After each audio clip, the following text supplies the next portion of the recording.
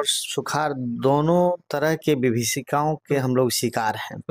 कभी जिम्मेदार अगर सच मायने में पूछा जाए तो यहाँ के ऊंचे स्तर के जो जनप्रतिनिधि है वही पूर्वा रोग से ग्रसित होकर के ये ऐसा कर रहे हैं कि सबसे बड़ी बात तो यह है कि आपकी धर्मपत्नी वो भी जिला परिषद सदस्य हैं, आप खुद प्रखंड प्रमुख हैं, ये दूसरा टर्म आपका है।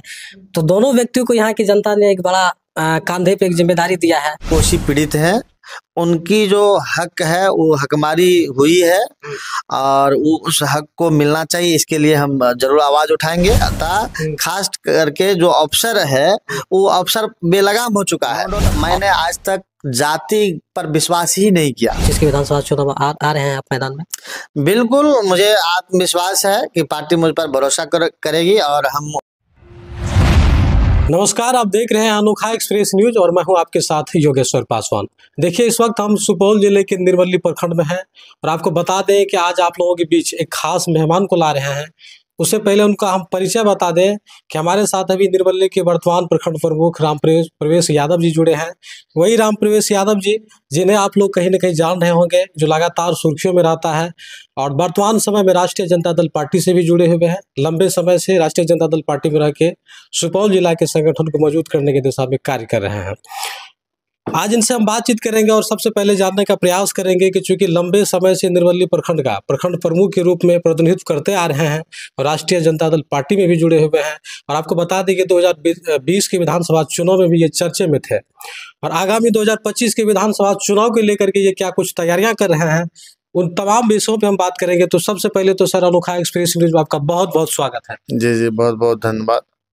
पहला सवाल तो सर ये करना चाहेंगे कि इससे पूर्व में 2016 में भी निर्मली साहब प्रखंड प्रमुख रहे थे। इस बार आप और आपकी धर्मपत्नी दोनों व्यक्ति चुनावी मैदान में थे। आपकी धर्मपत्नी जिला परिषद सदस्य बनी, आप पंचायत समिति सदस्य चुनाव हार गए, लेकिन उनके बावजूद यहाँ पे उपचुनाव हुआ। फिर चुनाव जीतने के बाद फिर से यहाँ के जनताओं और पंचायत समिति सदस्य के सहयोग से प्रखंड प्रमुख चुने गए हैं। तो सबसे पहले तो हम कार्यकाल के बारे में जानना चाहेंगे, चूँकि ये कोसी विस्थापित इलाका है, यहाँ कई समस्याओं का अंबार है, तो इस दिशा में कितना क्या कुछ प्रयास किए हैं आप? जी, बहुत अच्छा प्रश्न है। और जहाँ तक सवाल है कि प्रयास की, तो ये कोसी के उदर में हम लोग बसे हुए हैं। निर्मली प्रखंड का जो भूभाग है तो वो भौगोलिक दृष्टिकोण से बहुत ही कटा छटा हुआ भाग है और इसमें जो बसने वाले लोग हैं जो कोसी पीड़ित है और जिसके कारण यहाँ संसाधन की भी बहुत सारी कमी है और उसके बावजूद भी लगातार जनताओं का विश्वास मेरे ऊपर रहा है और हमने प्रयास भी अपने स्तर से जो भी हो सका बन सका और करते हैं और करते रहेंगे। बाढ़ की विभीषिका के कारण यहाँ पे किसानों का अच्छा फसल उपज भी नहीं हो पा रहा होगा, किसानों को सबसे ज्यादा समस्याओं का सामना करना पड़ रहा होगा। तो कभी आप प्रयास किए कि जिला में वहाँ पे? जी, मैं वही बात पे आ रहा था। तो इसके लिए ये मुख्य कार्य जो है कि कोसी का जो तटबंध है, जिस तरह से पूर्वी तटबंध को बहुत ही अच्छे ढंग से मजबूती से बनाया गया है और यही पश्चिमी तटबंध जो है अभी भी क्षतिग्रस्त है और वो उनकी ऊंचाई बढ़ाने की बहुत ही आवश्यक।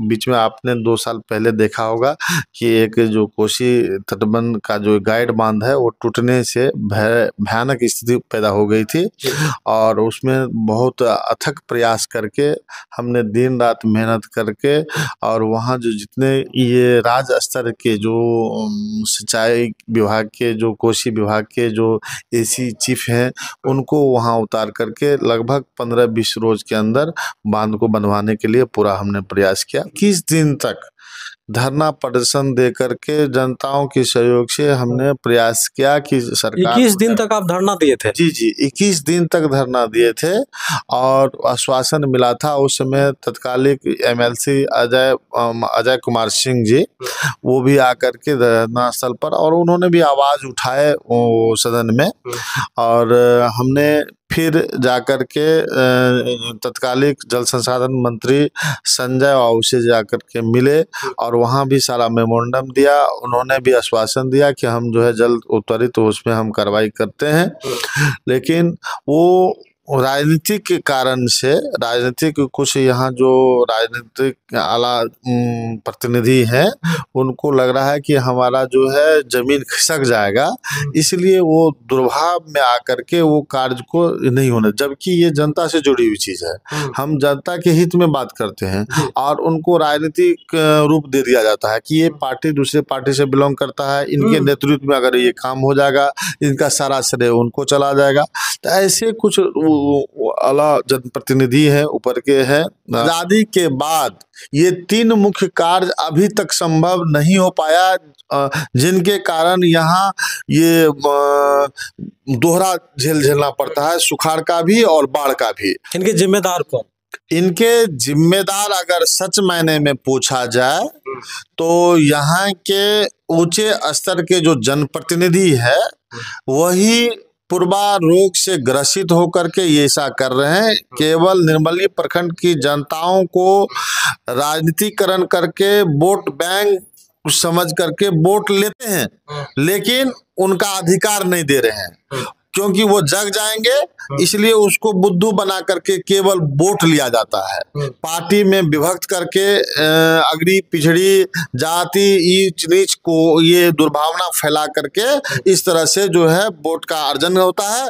वोट लेने के बाद इस इलाके को भूल जाता है। आप ही के निर्मली विधानसभा में कई लोगों के बीच गए हैं, तो आज भी लोगों के बीच चर्चे हो रहे हैं आपके कि हो सकते हैं कि रामप्रवेश यादव जी संभावित प्रत्याशी 2025 के विधानसभा चुनाव में हो सकते हैं, क्योंकि Tejashwi Yadav ji A to Z की बात करते हैं, युवाओं को प्राथमिकता देते हैं। आप भी नौजवान हैं, लंबे समय से जनप्रतिनिधि हैं और एक अनुभव है आपका, जिस दल से जुड़े हुए हैं, तो पूर्ण विश्वास है कि आने वाले समय मौका देगी। बिल्कुल बिल्कुल, हम पूर्ण आश्वस्त हैं, हमको कोई तरह का ये नहीं है और पार्टी में भी बहुत बढ़िया जो है हम रहा है कोऑर्डिनेशन, तो इस हिसाब से कहीं से इस बार हमको संशय नहीं है कि मुझ पर अविश्वास हो, और अगर पार्टी मुझ पर विश्वास करती है तो निश्चित रूप में आगामी चुनाव में इसका नतीजा देखने को मिलेगा।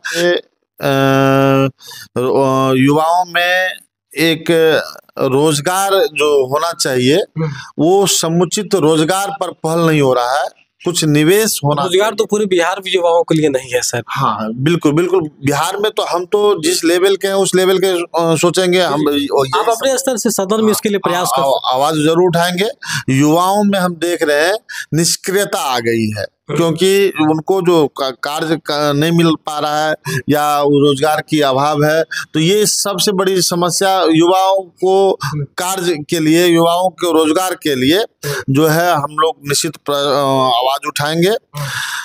रही बात सुपौल जिला के अंतर्गत निर्मली विधानसभा में मुख्य समस्या में जो अब सड़क या बिजली ये नहीं रही है, सड़क और बिजली की काफी हद तक प्रयास किया गया। हाँ काफी हद तक जो है ये कार्य हुआ है, नो डाउट, इसमें कहीं से कोई नहीं है। और यहाँ संसाधन में जो है वह व्यवस्था को व्यवस्थित, जो भी सरकार के द्वारा जो संचालित योजना है उस योजना का अगर 100% क्रियान्वयन हो जाए धरातल पर, तो बहुत समस्या हद तक मिट जाएगी। और वो यहाँ के नेतृत्वकर्ता खास करके जो अफसर है वो अफसर बेलगाम हो चुका है और उस पर नियंत्रण नहीं है। मतलब भ्रष्टाचार को रोकना चाहते हैं, अफसरों के द्वारा जिस तरह से दबिश बढ़ी हुई है उस चीज को चाहते हैं कि सुधार हो। जैसे कि किसानों की हम बात कर लें, क्योंकि यहाँ तो फसल अच्छी उपज होती नहीं है, क्योंकि बाढ़ से कई क्षेत्रीय इलाके यहाँ प्रभावित हैं। और एक चीज और जानना चाहेंगे सर कि क्या कारण रहा कि रामप्रवेश यादव जी राष्ट्रीय जनता दल पार्टी में ही आना पसंद किया, क्योंकि इससे पूर्व में आप बीजेपी में भी थे, लेकिन आप फिर आए तो राष्ट्रीय जनता दल पार्टी का अपने दामन को थामा, लंबे समय से लगे हैं। राष्ट्रीय जनता दल पार्टी में क्या कुछ आपको अच्छा लगा, किनसे आप प्रभावित हुए? देखिए, राष्ट्रीय जनता दल, मैं बीजेपी में कभी भी सदस्यता नहीं लिया, और हाँ ये कार्यकर्ता के तौर पे थे, ऐसा हम लोगों को जानकारी। जी, मैं आपको बता दूं, बीजेपी में कभी हमने सदस्यता नहीं लिया।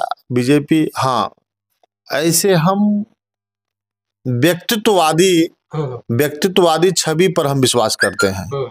अगर अच्छे व्यक्तित्व के लोग अगर राजनीतिक में उतरे और मैं वहाँ दलगत भावना से ऊपर उठ करके अच्छे व्यक्तित्व का हमने हमेशा कदर किया है और ऐसे लोगों को मदद किया है जो देखे हैं कि हमारे दल में है, लेकिन वैसे लोग जो जिनकी छवि पे बहुत सारा दामन पे जो है दागदार है और वो समाज को गलत दिशा में ले जा सकता है, तो ऐसी स्थिति में वही गठबंधन का जो शिकार हुआ है और ऐसे लोग आए तो उसके विपरीत में जो अच्छे व्यक्तित्व के लोग थे उनको हमने मदद किया उस समय भी। कुल मिला के अगर कहा जाता अब शुरू से ही आरजेडी से ही बने हैं, आरजेडी को ही फॉलो कर रहे हैं, लेकिन प्रभावित किन से हुए, तेजस्वी प्रसाद यादव जी या लालू प्रसाद यादव जी? देखिए, नो डाउट लालू प्रसाद यादव ऐसे नेता हैं जो भूतों न भविष्य थे। इस बात को समझने की जरूरत है, सब नहीं समझ सकते। कुछ लोग तो इस एंगल से देखेंगे कि ये यादव है और यादव के प्रति इनका जो है ये राष्ट्रीय जनता दल यादवों की जो पार्टी है। नो डाउट मैंने आज तक जाति पर विश्वास ही नहीं किया। अगर मैं जाति पर विश्वास करता, जाति पाति करता, तो मैं आपको बता दूं कि निर्मली प्रखंड फुल्ली पचपनियाओं का बेल्ट है। यहाँ लगभग 80% आबादी जो है पचपनिया से है और उसमें हमको हमेशा 50+ यानी जितना वोट होता है उसमें 50+ वोट हमको मिलता है और 40 में जो है तमाम रहता है, तमाम 50% वोट आप ले लेते हैं? जी। अगला जो जिला परिषद की भी वोट हुआ है तो उसमें हमको 16,700 मत प्राप्त हुआ और 15,000 में तमाम जो कैंडिडेट थे उनको मिला। आपने कहा किस से इंस्पायर होकर के आपने राष्ट्रीय जनता दल को चुना, तो सामाजिक न्याय के पौधा आज भी लालू यादव को ही माना जाता है। इसमें कोई संकोच नहीं है, कोई संकोच नहीं है, किसी को संकोच नहीं। अगर नीचे तबके के लोगों के मुंह में अगर आवाज देने का कोई काम बुलंद किया है तो नो डाउट वो सीधा लालू प्रसाद यादव का नाम लेंगे। आज भी आप जाइए गली मोहल्ले में सबसे नीचे पौधान पे बैठे हुए लोगों को पूछिए कि मुंह में आवाज किसने दिया, तो वो डायरेक्ट कहेगा लालू, उसमें कोई जाति बंधन नहीं रहेगा तब, और कहेगा कि लालू यादव। लालू प्रसाद यादव जी के जो भी राजनीतिक इतिहास रहा है उसको पूरा बिहार और देश जानता है, क्योंकि वो समाजवादी नेता हैं तो उनसे पूरा बिहार प्रभावित है। हालांकि वीडियो लंबी हो जाएगी, लेकिन अंत में एक आखिरी सवाल करना चाहेंगे सर कि युवाओं का भी काफी कुछ आपके साथ लगाव देखते हैं। निर्मली विधानसभा की हम बात करें तो युवा आपसे काफी जुड़े रहते हैं और युवाओं में आपकी क्रेज भी है। तो अंत में मीडिया के माध्यम से क्या देखने वाले जितने भी लोग हैं, पब्लिक, आप आश्वस्त कराते हैं कि 25 की विधानसभा चुनाव आ रहे हैं आप मैदान में? बिल्कुल, मुझे आत्मविश्वास है कि पार्टी मुझ पर भरोसा करेगी और हम उस भरोसा पे खड़े उतरेंगे।